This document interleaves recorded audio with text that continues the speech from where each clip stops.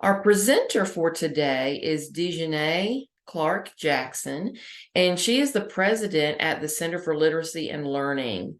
She is an educational professional with well over a decade of experience in education, and her current leadership includes serving as president of the Reading League Louisiana and the state leader of Decoding Dyslexia Louisiana. Dejanay has the honor of being selected to the Louisiana Department of Education's Dyslexia Bulletin 1903 work group, um, the Louisiana Literacy Advisory Commission, and Special Education Advisory Panel. She's also an author, co-author of the Speech Language Pathologist's Guide to Dyslexia, and she's the founder of Learning Fundamentals, Educational Therapy, and Consulting.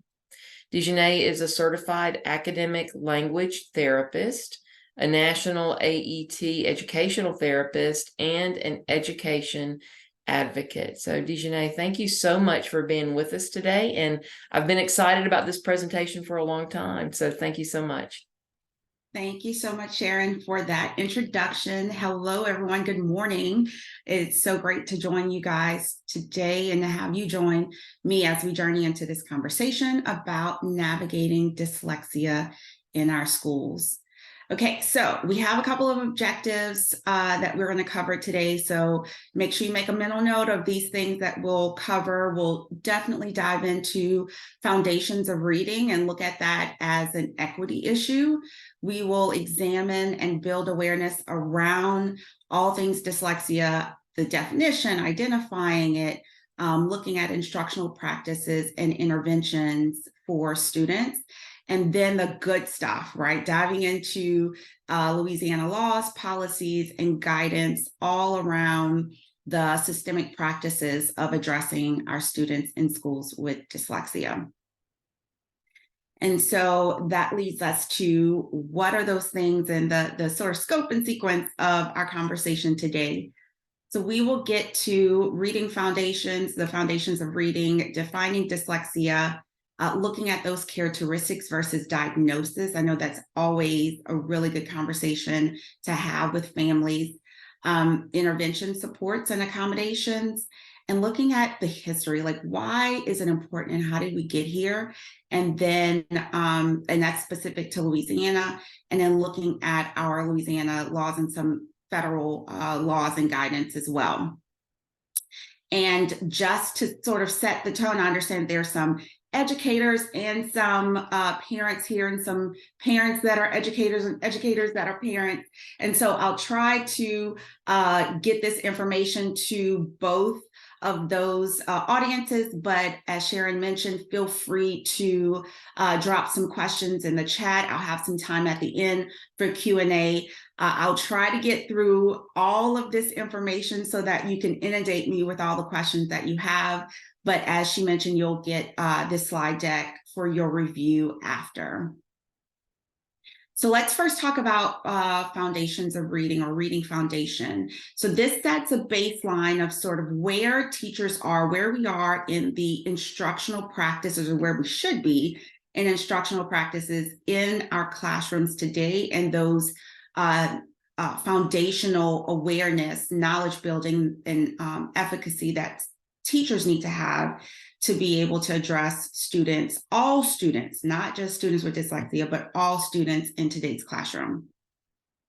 If you have been told that reading is automatic, that this is something that should be coming easy to you or to your students or to children in general, I want to let you know that our brains are not wired for reading. They are hardwired for speaking. So while speech may come easily for most, reading does not. Reading must be taught explicitly. So I want to set that tone for today's conversation.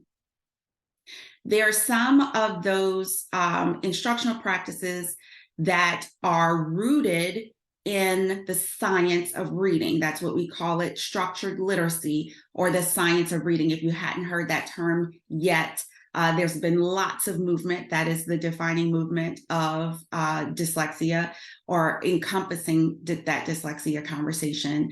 And so the science of reading is very crucial to building a foundation, an important, solid foundation for all students, but particularly students with dyslexia.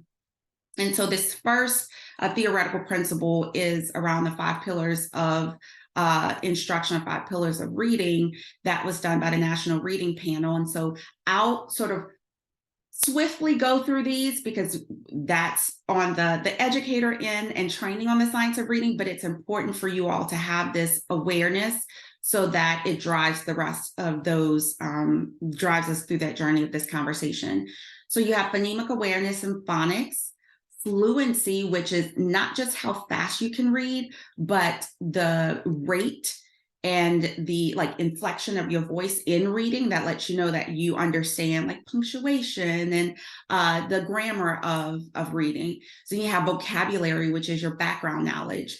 You need to know that those students know what those words mean, the vocabulary of it, before we can get to that comprehension part. So these are all of the 5 pillars of instruction for reading. The next theoretical model that we'll look at is Scarborough's reading rope. This dives a little deeper into those 2 components of the rope: language comprehension and word recognition. So without getting too, theoretical and scientific in these, just know that language comprehension is just what I talked about. Vocabulary and that background knowledge is so important for students as they're learning to read. And then word recognition, not just memorizing words on a list that I know the majority of you all have experience with, and you get that, list home and you got to memorize those words and you put them on flashcards.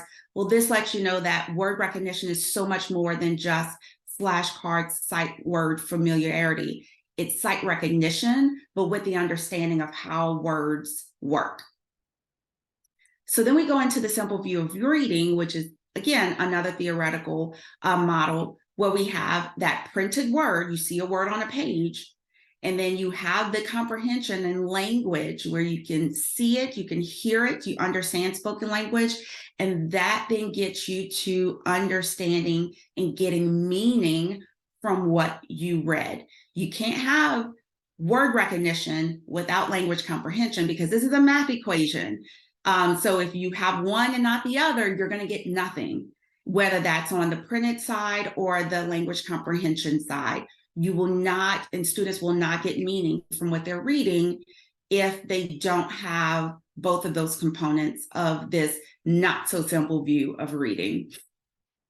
And then we have finally our ladder of reading and writing. And this one is really critical to our conversation today, because it tells us of the number of students that we have in our classroom, in our school building, in our home, where students are likely to fall on their reading and writing journey. So there's certain percentage of the population that'll fall within these brackets or these sort of colored bands.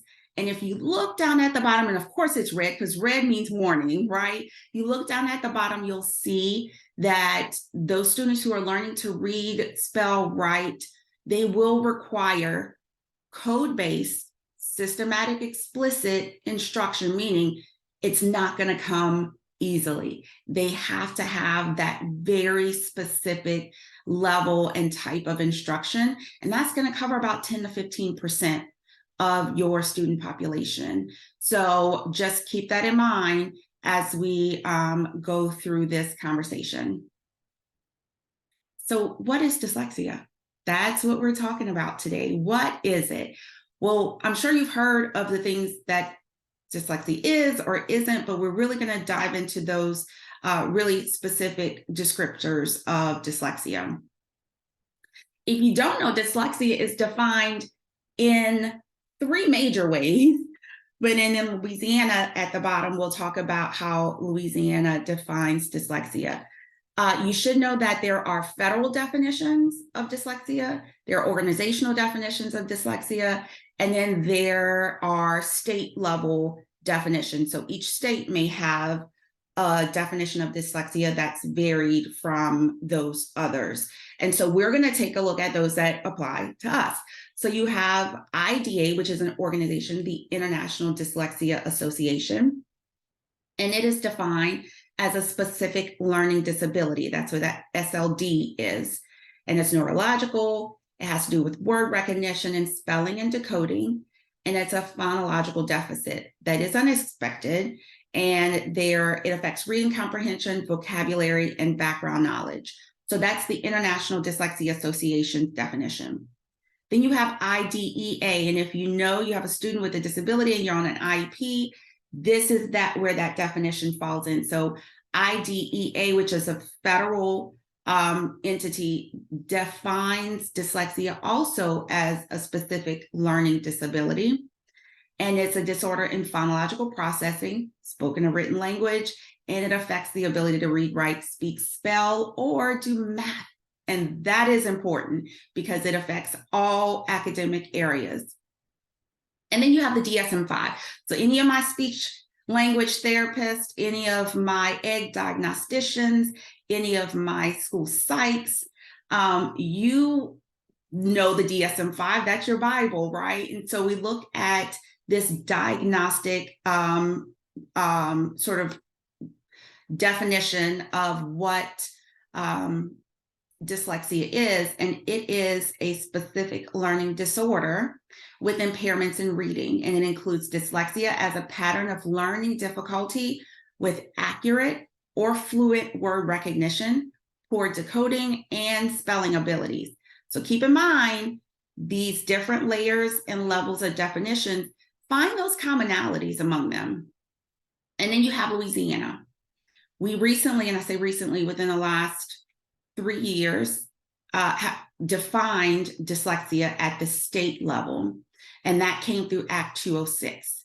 So dyslexia in Louisiana is defined as an unexpected difficulty in reading for an individual who has the intelligence to be a much better reader, difficulty in phonological processing, and it affects the ability to speak, read, and spell. So all of these definitions are summation of those definitions. You can visit those specific areas to find like the full length definition, but I summarized it for you here. What you'll notice is that all of these definitions talk about phonological processing, that sound.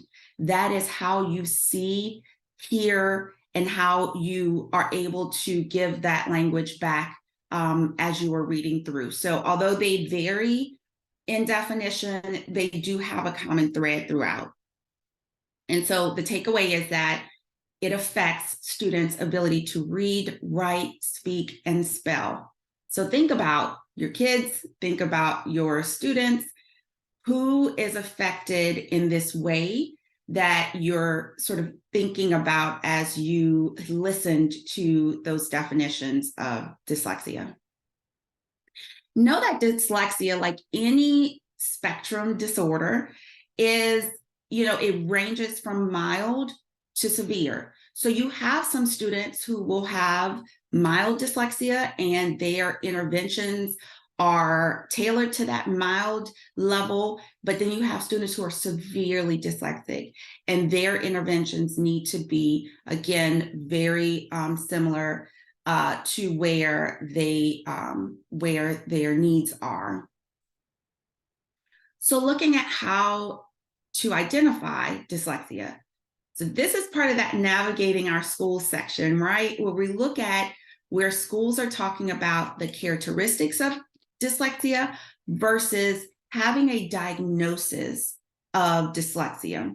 So hopefully we can navigate through that part. And again, if you have any questions about this part specifically, feel free to drop it into the chat, the Q&A.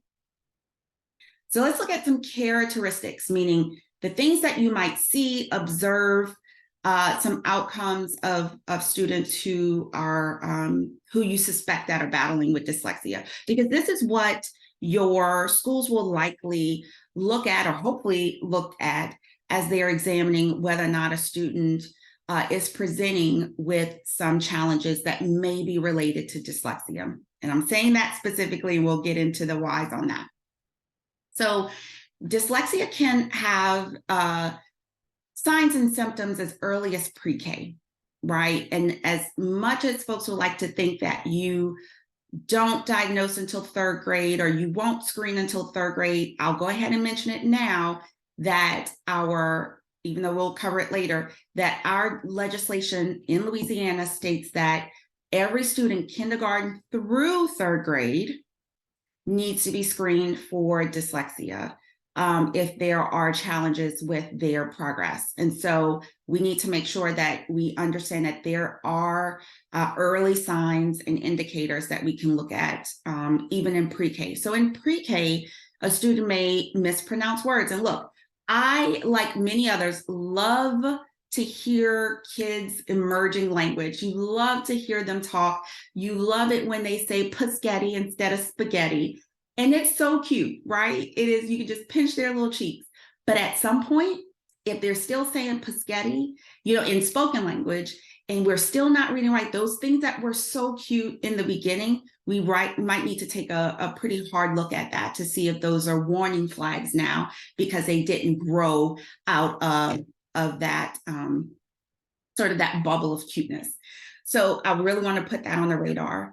In pre-K, they could have trouble naming familiar objects, difficulty rhyming, and if they are a late talker. Those are all things that we could look at as yellow flags. We're not looking at diagnosing just yet, but we have some things that we can take a closer look at. So in grades 1 to 5, which is a pretty large band, but these are some things that would be reoccurring in those students who are struggling. So substituting words when reading out loud. It's, if they are sort of guessing or giving a word that may look like a different word or start with the same letter that's familiar, and they're substituting with words that don't sort of make sense in that reading.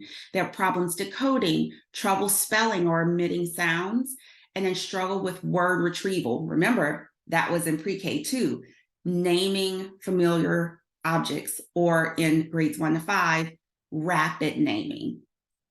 Okay, and then grades 6 through 12, we're just avoiding reading altogether. We're like, nah, I'm good. So, and again, that may come in grades 1 to 5 as well. This is not saying that these things can't show up in different grade bands. These are just those developmental stages that may be more noticeable. Labored or slow reading speed, identifies words incorrectly. That same thing, substituting words, reading out loud. So you'll see that thread throughout. Trouble expressing ideas. Remember, reading, writing, speaking, and spelling is affected. So speaking, expressive language can be one of those difficulties. And then if they are much better at answering questions out loud, having a conversation about a topic than they are to put that topic to paper, then that is an early indicator that there are some things to look at further. So that was the academic side. There are social, emotional, behavioral characteristics that we can look at as well. If they're not getting a joke, or they're having trouble finding the right words in social conversations, missing those social cues, trouble texting, right? They're texting. You can always identify those challenges in texting friends. And man, let me tell you, when those social cues cross-section with texting, it can be a challenge for those to make, to have really good, strong friendships, because things can get lost in translations, and then just remembering things incorrectly. The emotional side, all of these things that you see, anxiety, stress, depression, anger, panic attacks, all related to that academic challenge. So those are some things that, now we're not going around diagnosing kids with dyslexia because they have anxiety, or diagnosing them with depression because they have dyslexia. But these are things that are what we call comorbid, things that live together as those symptoms and characteristics. And then behavioral, meaning how the person is acting. So they avoid school, they're resistant to change, because remember, if they adapt those coping mechanisms and you throw change in there, now they have to reinvent that system that they've built. Isolation or withdrawal, acting out, and then low self-esteem or low self-confidence. So these are all some things that, again, just putting on our radar, having those yellow flags allow us to look at things a little deeper. So we're going to take a little look at what dyslexia is and how it's explained by our friends at Nessie, which is a free resource for our amazing resource for families, for educators. And so this video really captures not only on the parent side of how your kid is functioning, but hopefully that as an educator, that you can find, again, where some students that you have experience with may behave this way. So we'll watch about 2 minutes of this because, man, let me tell you, go back and find the link, and I'll share the link for this, because watching the entire video really will give you a really good understanding of what our students with dyslexia who are unidentified and specifically unaddressed are dealing with. What's it like being dyslexic? Oh, no. Oh, I'm going to be late. Oh, no. At school, Tom sits at the back. Copy down tonight's homework. It seems to take me twice as long to copy it down. Everyone finished? Right, turn to page 73. Everyone else has, but I haven't finished yet. If I say anything, I'll look stupid. He said 73, not 37. Why don't you listen? Tom, read from the top of the page. Oh, no. I'm no good at reading out loud. I'm too slow and it doesn't come out right. Can't, sir. I've got a sore throat. Oh, not again. Later that evening, Tom spends all night doing homework that is only meant to take 30 minutes. No, that's not how you spell. It's so easy, even I can do it. Hey, get out of my room. Tom is left-handed, which makes him smudge the wet ink. The words are in my head, but I can't seem to get them into writing. Next morning, Tom pretends he is ill. Get up, Tom, you're late. I've brought up your porridge. Oh, I don't feel very well. You can only stay home if you have a temperature. Tom sticks a thermometer in the hot porridge. Grr, you silly boy! This could have exploded in your mouth and poisoned you. Now get to school! Yikes! At school, Mr. Teaswell is not impressed with Tom's homework. What do you call this, you lazy boy? I spent ages on that. What's the point? Okay, so as you can see with this this video depicting all of sort of those social, emotional, behavioral, and academic challenges that a student could go through who is experiencing dyslexia, untreated, undiagnosed, and unaddressed. So hopefully, again, that gave you some insight to what students are dealing with and how, as a parent, you can support your student, and as an educator, you can support those students who are struggling. So let's look at why, Tom might have struggled, why our students are struggling, and look at the dyslexic. And I promise this won't be a science lesson. This is just to give, again, another picture of dyslexia and how the brain functions with dyslexia. And so just know your takeaway here is that areas of the brain aren't activated the same or even at all in people with dyslexia. So you'll see in that non-dyslexic brain picture that's at the top left that you have all of these well-lit 3 parts that are well-lit of the brain. But as you look at a student who has dyslexia or a person with dyslexia, that how they're missing misfires in the brain or components of the brain that aren't being used, that's different from that of a non-dyslexic. And then even further, it tells you about a student with intervention or without intervention, how we can help shape and mold and strengthen the brain's function if dyslexia is addressed in school. So remember, if you see it, if you think it, if you sound it out, you say it, you spell it, you use it, these are all the areas of the brain that are affected for those with dyslexia. So it's very important, it's very critical that we do address dyslexia in schools, whether we give it the characteristics of or diagnosis of.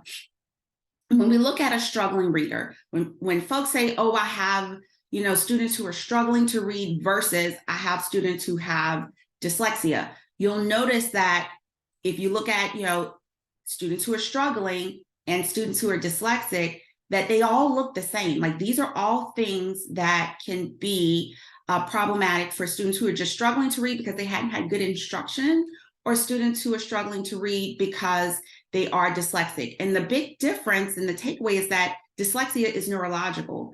It is a neurobiological disorder. So just know that it's not something that will go away. It's for a lifetime, but we absolutely can address it and use those intervention skills to be able to help students move forward.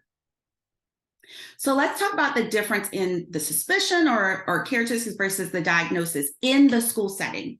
So we have those options of how we address the intervention or the student who is struggling to read versus the diagnosis or process for diagnosing or evaluating dyslexia. So we have the option to do a 504 evaluation in schools, and that's where it may involve just a teacher checklist, parent survey, intervention data, and the student may qualify for accommodations and services through that. And so that is free through the school system. Additionally, you may move to a full evaluation for dyslexia or for SLD, specific learning disability, and it's likely going to be in reading. And so you're going to go through that school building level committee process or the SBLC process. They're going to look at intervention. They're going to put the student in intervention. They're going to review that data from both the intervention in the classroom and historically, and then determine whether or not that student qualifies for services. And that is also provided through the school system.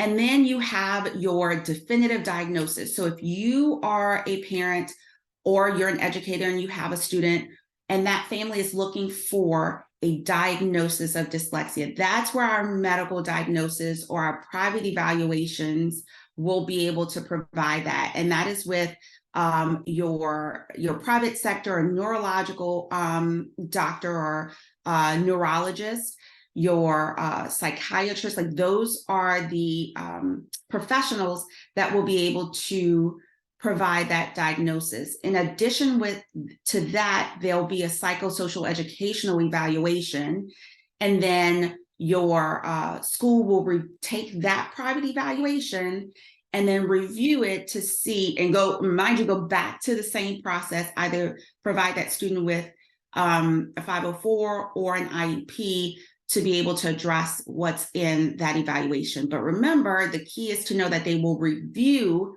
that and provide their own evaluation for to see if it's applicable for the school setting. And that has a significant out-of-pocket cost depending on how extensive and what professionals you use for that service. So remember, no matter if you have characteristics of or diagnosis, that the services that are provided in the school setting may very well look the same. It may not be anything different, but it is important for that student, for that family, for that educator to know that this student has dyslexia. So it is important to name it, regardless of what route you go through. So let's spend a little time on intervention and accommodation. So I want to make sure I get to your questions if you have any or comments. So let's look at the intervention and support and accommodations for students with dyslexia. The one thing that I want to push home, because parents are often told this, is to wait. we'll wait, they'll grow out of it, wait till they get older, oh, it's developmental. And that is just not the case.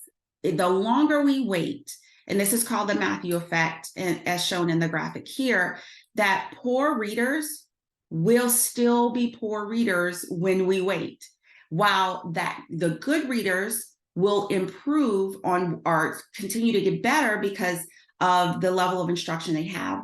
And in the meantime, that gap of learning between your neurotypical student, your student who is not who has diagnosis or characteristics of or suspicion of, that gap will just widen. So when we talk about closing the achievement gap, when we wait, we're actually widening the achievement gap. So it's going to take much longer and a much harder, more extensive for those poor readers, struggling readers to catch up to their non-diagnosed, non-disabled neurotypical peers. So no, we're not going to wait. We're going to make sure that we address those things early on, that we have important that the intervention is done sooner than later, and that we monitor that progress, that we can't just put students in intervention and assume that they will get it by the end of the year. So make sure that there's lots of review of all of this information pertaining to the student's outcome. Now, our school response in Louisiana is maybe there's a requirement, rather, according to Bulletin 1903, that if a student meets the criteria, that those students' needs need to be addressed. So I'm going to go over the process and then the outcome. So the process, according to Bulletin 1903, talks about that familiar thing that I stated earlier, SBLC, where that's the the school building level committee will meet. The teacher is involved, other educators are involved, the family, the parent can be involved, that teachers need to be trained on specific interventions that are needed, that there is screenings, and we'll note that, screenings for all kinder through third grade in the first 30 days of school. So we need to have that information reviewed and looked at. And then if those students qualify for services, again, according to Bulletin 1903, where they are identified as having characteristics of dyslexia, then those students can receive multisensory structured language therapy or instruction or program. So that's very specific, right? We probably can count on one hand what schools in our state actually have an MSLP, multisensory structured language program. And so it may not be something that schools have identified yet. And so it's something that we need to help promote and support schools in adopting that. And so those students can receive this MSL or multisensory structured language intervention in small group or individually. They can have it in regular placement or in special placement. And then there can be any additional accommodations, because we're talking about interventions, but there can be additional accommodations that are provided through the by the SBLC team. So then your next step, if there are, through our progress monitoring, can see if that student qualifies for a 504 plan, which is your IAP, or if they qualify for an IEP, which will give them a full evaluation, which we talked about on the previous slide. So here are the options for addressing students with characteristics in accordance with 1903. And I'm monitoring the time, guys, because I want to make sure we get through that. So intervention tells us, when we look at students, what students need who have dyslexia. Remember, we talked about it affects reading, writing, speaking, and spelling. I'm going to keep saying that. So we need to know what to teach, but not only what we need to teach students with dyslexia, but how do we teach it? And again, that goes back to that ladder of reading and writing. Remember, we talked about the red portion, that those students would need code-based, explicit instruction that is systematic, sequential, and diagnostic. And so that just means that there must be a blueprint for how we are going to teach it.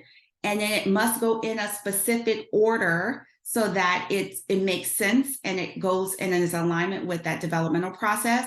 And that once it gets through that we're looking at that data to then be diagnostic, not in the terms that we diagnose, but that we look at it and prescribe our students with the intervention that we need. So it goes back to then, what do we need to teach based on the information that we know? So when we look at accommodations, and we often tell educators, you and parents are told, let's talk about that if I do it for one, I have to do it for all. Well, actually, that's not the case. And you actually need to provide students with what they need. It is an equity issue. We don't give all students the same thing because all students don't need the same thing. Students need what they need to get what they need to get and to reach the same level of instruction, same materials as everyone else. So this is a great graphic to help drive that home in terms of what we mean by equality, by equity, and then having that be a systemic process to be shared with all. So the accommodations that students can get in the classroom is that they can look at their materials and routines. Introducing new concepts can be something that can be accommodated. Instruction and directions can be accommodated for students with dyslexia and should be. Tests and assignments are definitely things that will need to be accommodated. Your everyday instruction, and then the outcome is that students' performance and their response to those accommodations. So we have to keep looking at them. All accommodations are not created equal for every student. So we look at that student's performance and their response to those accommodations, just like we look at the response to the instruction to see if this is the best accommodation that fits that student's needs. And obviously the team approach is the thing that's going to get us to move forward. We get stagnant, we get stuck in this vortex of not getting anything done if we don't build sort of this team of folks who are going to do the work for that student. And we must stay student outcome focused, build partnerships, find an ally on campus or in school buildings who can support you. But everybody at that table needs to make sure that they understand the needs of those students or that particular student that's in question. And so why is this important? We're going to take a little look at how Louisiana got in the last 3 years to the point that we are now addressing dyslexia and addressing students who are struggling to read or struggling to be proficient in reading. So there was a national exam that's given every other year, and we had a rude awakening, right? An eye-opening experience in 2019 when the NAEP scores were released. And Louisiana wasn't sitting so pretty, right? And so only 26% rather of our fourth graders were reading at or above proficiency. So let that sink in. Only 26, that means 74% of students are struggling to read. I don't know about you, but I remember that's called well over majority. So we had to be able to address those students, and we addressed it through what we talked about in that first bullet is foundational literacy skills. And so if we look at those subgroups, those were even more bleak numbers for us in 2019 when we looked at the fourth grade reading numbers. And then we had eighth grade.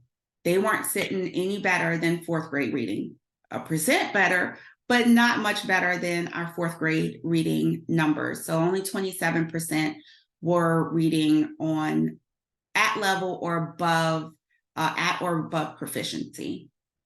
So it really got us to thinking, what do we need to do for all students so that we can again begin to address those students who have specific needs above and beyond that general instruction. And so looking at those accountability measures. So we have laws and policies and guidance that tell us, that help guide us on what students with dyslexia, students who are struggling are entitled to. So let's look at the list of laws first. We have, like I mentioned, IDEA, which is your Federal Individual with Disabilities Act. And so that section, if you're interested in diving into that, dyslexia is addressed in this section of IDEA. American with Disabilities Act is also addressing students. That's your diagnostic, that's your students with those characteristics of dyslexia in accordance with that evaluation.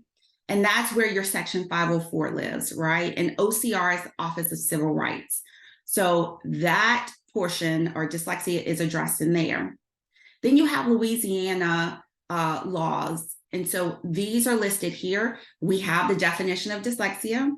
We also have dyslexia therapists, the definition of what a dyslexia therapist is. And that is so important because very few of our schools have dyslexia therapists.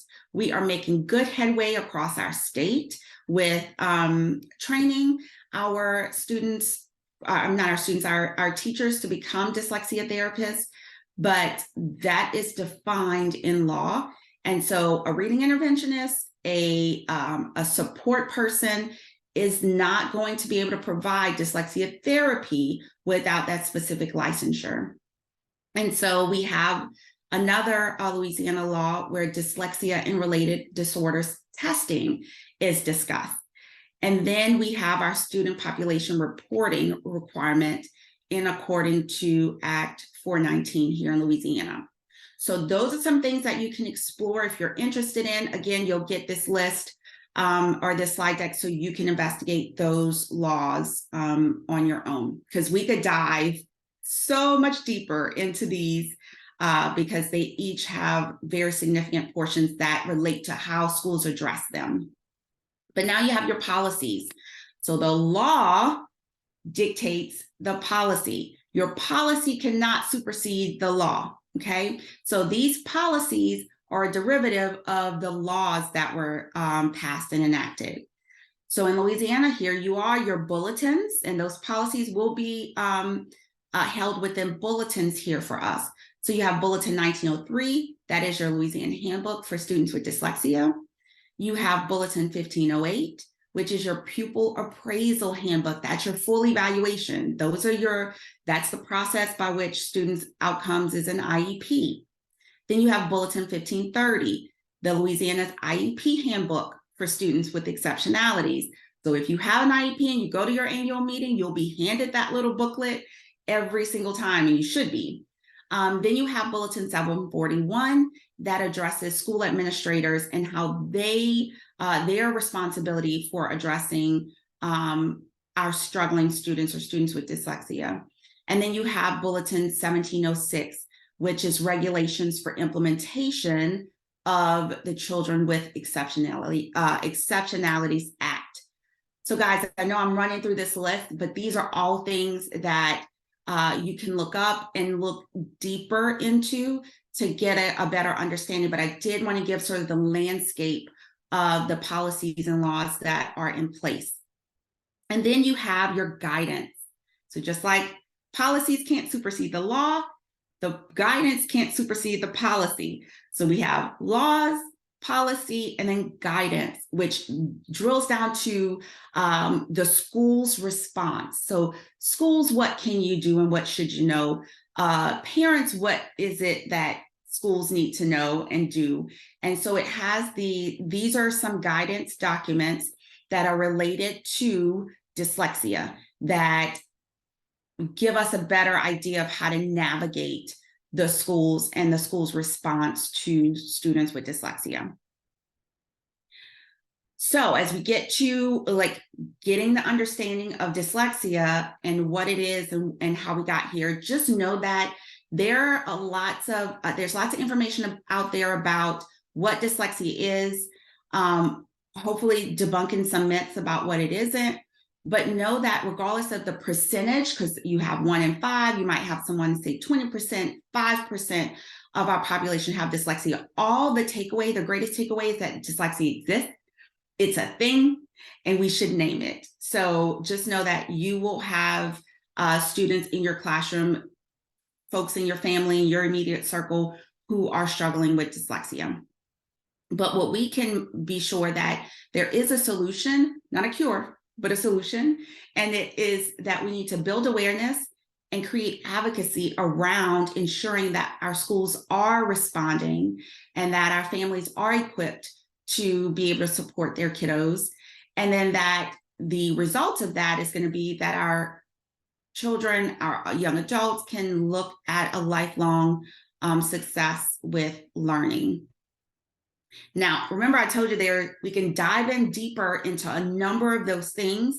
And so this gives you an idea of what those deeper conversations can look like, some things that you can consider further.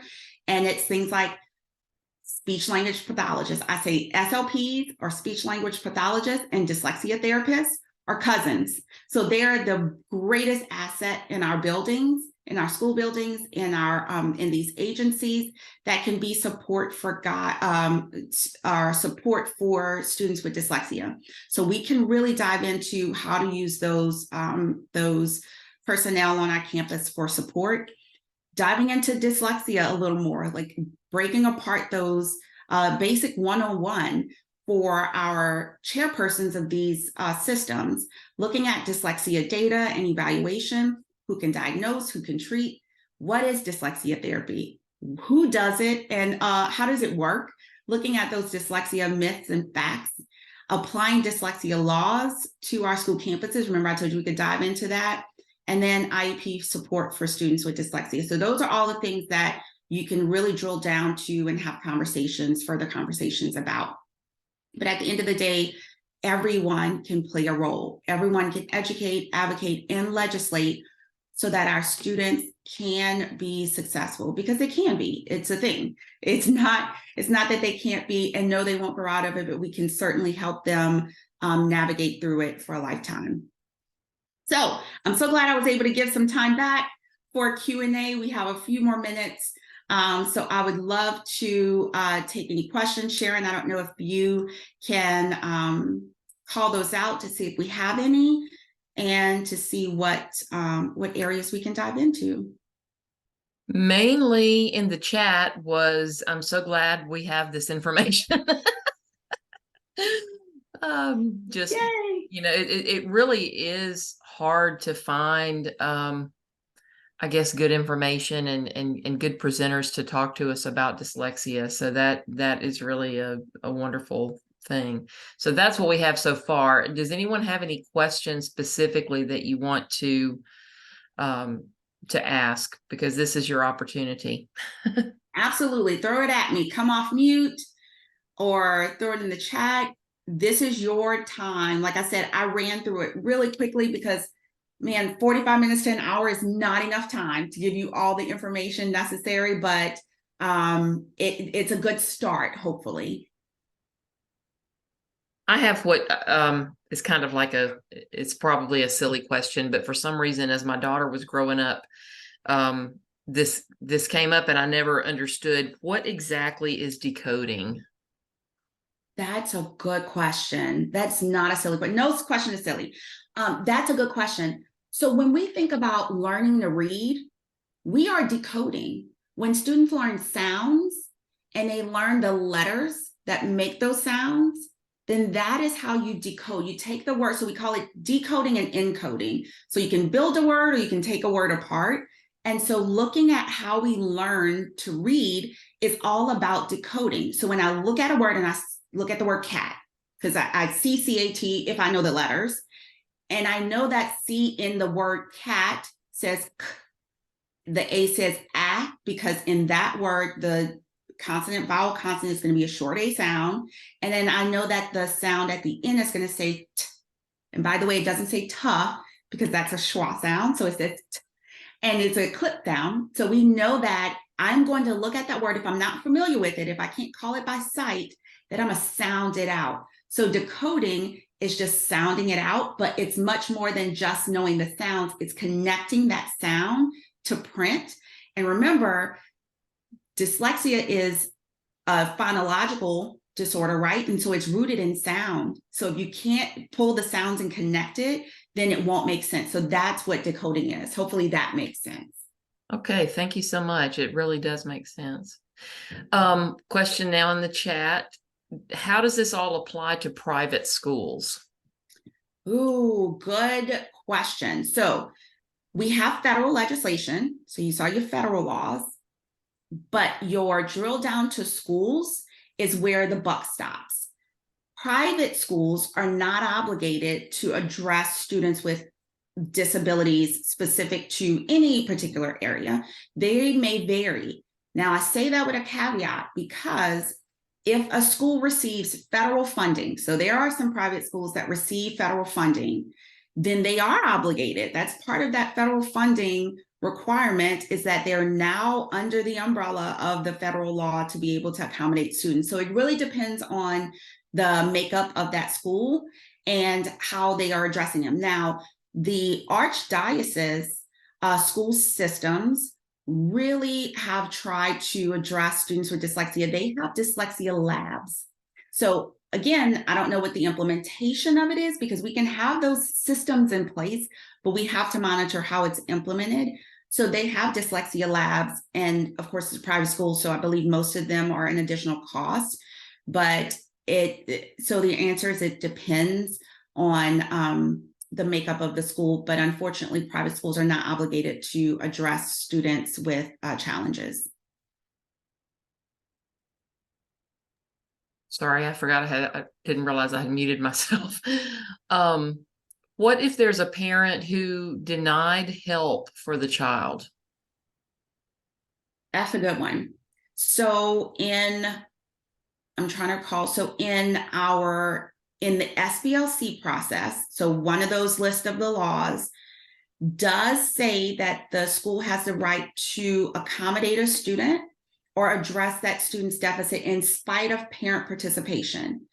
Where parents have those rights is in declining an IEP, because you can't give a student an IEP without parent permission, but that does not mean that a student their needs can't be addressed through other avenues. So it doesn't mean that you don't do interventions. It doesn't mean that you don't progress monitor. It just means that they aren't under that federal guidance of an IEP. So it's not that we can't address students. We definitely should be addressing them in spite of parent participation or permission. That denial comes in I'm assuming at the evaluation process. So it's the evaluation that can't be done without parental consent. But if you provide interventions as you would to any child who's having difficulty in your class, then that's just part of education. That's not something you have to have parental consent for. Right. Okay. I don't see any other questions right now. This is you guys' last chance. So if you have one, Charlie has his hand up. Charlie, go ahead. Okay, and everything that you're saying is correct, but the one thing that I would caution parents about when they refuse those services for IEP, they need to understand the ramifications that those children will no longer be under the auspices of the protection, the due process protections of IEP. So as an advocate or as an employee of the school system, we need to make sure they understand the ramifications of those decisions, because you're absolutely right. We can still provide intervention for anybody without parental permission. So we can still meet those needs.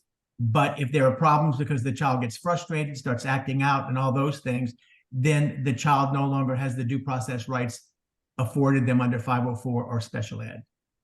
Yes, that's a great addition to that feedback.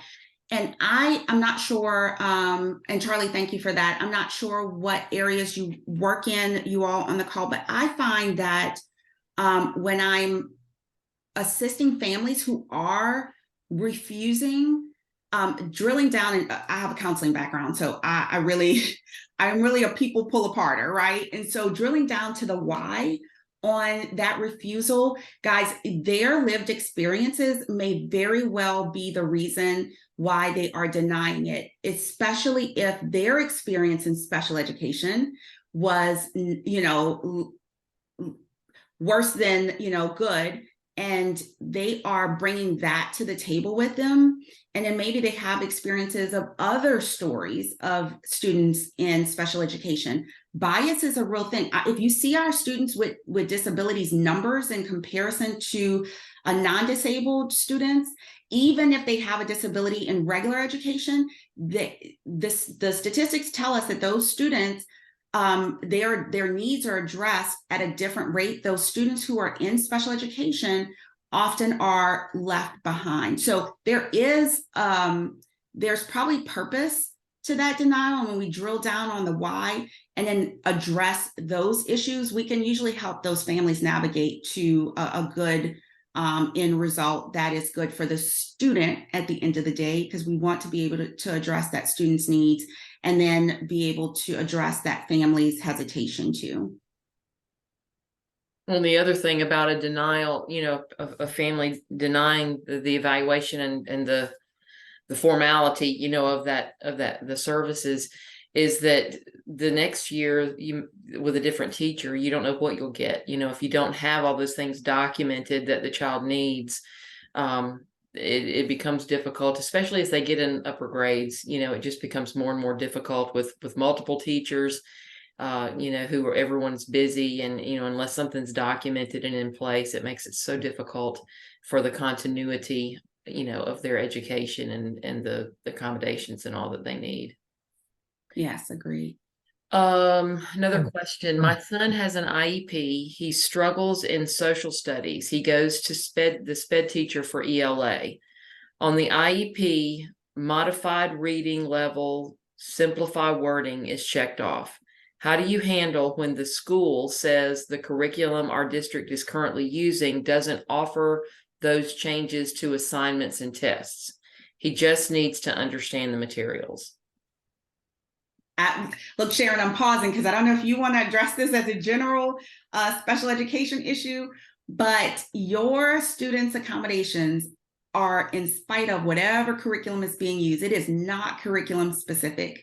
So if that student has modified, whatever those accommodations that are checked is, if you say curriculum agnostic, so it does not matter the curriculum. So that comment will need to be addressed with that school, that administration, and all curriculum. Remember that graphic that I showed that gets them to access curriculum?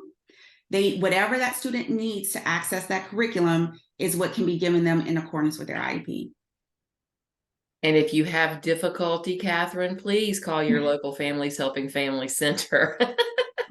Because we have bulldogs in pretty much every one of our centers that would love to tackle that. Yeah. Oh, thank you so much. Doesn't look like there are any other questions at the moment. Well, thank you guys so much for having me today. I am reachable most times, and as mentioned before, I have the pleasure of serving as president for the Center for Literacy and Learning, and also in this capacity as the founder of Learning Fundamentals in advocacy and in not speech therapy, but dyslexia therapy. And so thank you for this conversation. You don't know, October is Dyslexia Awareness Month. So we are on a mission to spread awareness all month, all year long. And so I appreciate the invite to be here today. Great. Thank you so much for your time. I'm going to stop the recording.